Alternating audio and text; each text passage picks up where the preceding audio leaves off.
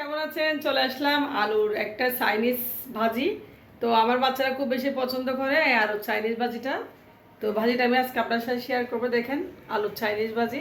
তো রান্নাতে চলে যাই এখন কেমন করে রান্না করব। শুধু হলুদ দিয়ে ভাজিটা করব।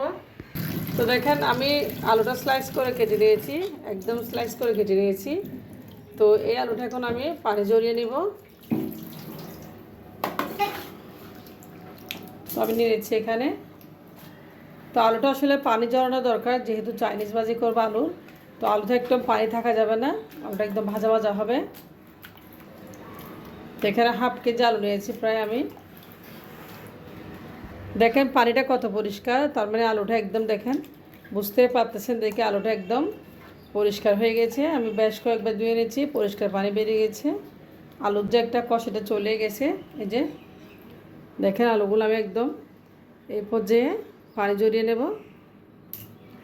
তো এই পর্যায়ে আলুটা দেখেন আমি পানি ঝরিয়ে নিয়েছি অনেকটা, একদম অনেকটা পানি ঝরিয়ে নিয়েছি, তেমন কোনো পানি নেই।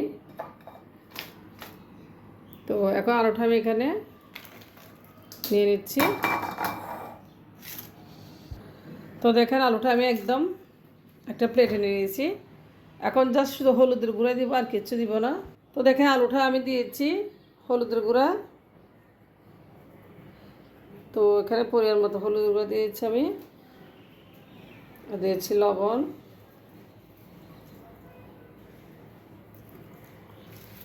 এবং হলুদের গুঁড়া দিয়ে আলুগুলো আমি মেখে ফেলবো। আমি এখানে কোনো কিছু দিব না, আলুটা আমি ফ্রাই করি। আর বাচ্চারা খুব বেশি পছন্দ করে ভাতের সাথে, খিচুড়ি, পোলাও, সাদা ভাত। তো দেখেন আলুটা আমি লবণ এবং হলুদ দিয়ে মেখে নিয়েছি একদম। আসলে বাচ্চারাই খুব বেশি পছন্দ করে ভাজিটা। তো চুলায় প্যান বসিয়ে দিয়েছি রান্নার তেলটা গরম হয়ে এলে আমি আলুগুলো দিয়ে দিব। তো দেখেন তেলটা গরম হয়ে আসছে, আমি এখন আলুগুলো ফ্রাই করেছি তেলের উপরে দিয়ে। এভাবে আমার ছেলেমেয়েরা খুব বেশি পছন্দ করে। আপনারা চাইলে বাচ্চাদেরকে ট্রাই করতে পারেন, দিতে পারেন। বাচ্চারা খুব বেশি তেলের মধ্যে আলুগুলো আমি ছেড়ে দিয়ে ফ্রাই করে নেব। খুবই সুস্বাদু আলুর ভাজিটা। তো আপনারা একদম হলুদ এবং লবণ দিয়ে ফ্রাইটা করতে পারেন। এই আলু ফ্রাইটা আসলে সাদা ভাত, পোলাও সব কিছুর সাথে খাওয়া যায়।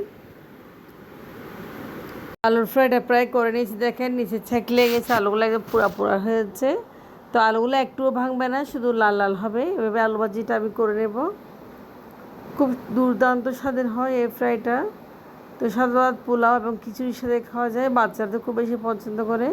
তো আপনারা যদি বাচ্চারা খুব পছন্দ করে আলু দিবেন, আলু স্বাস্থ্যের জন্য ভালো। তো এই আলুর ফ্রাইটা এতই সুস্বাদু হয়, আসলে বাচ্চাদের জন্য খুব একটা হেলদি, যে বাচ্চারা আলু খেতে চায় না, এভাবে আলু ফ্রাই করে দিলে আসলে তো সবাই খেতে পারবে, ছোটো বড়ো সবাই আলুর ফ্রাইটা পছন্দ করে। তো দেখেন আলুর ফ্রাইটা হয়ে গেছে, খুব দারুণ করে আমি করেছি এটা। তো রেসিপিটা ভালো লাগলে অবশ্যই আমার চ্যানেলটা সাবস্ক্রাইব করে পাশে থাকবেন, আর একটা লাইক করতে ভুলবেন না। দেখেন ফ্রাইটা আমি করে নিয়েছি, একদম ফ্রাই বলতে একদম ফ্রাই হয়ে গেছে, একটা আলুও ভাঙে নাই।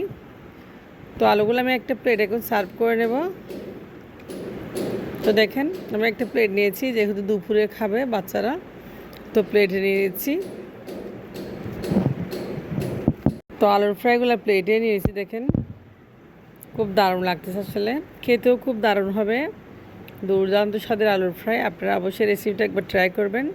তো ভালো থাকবেন, আল্লাহ হাফেজ।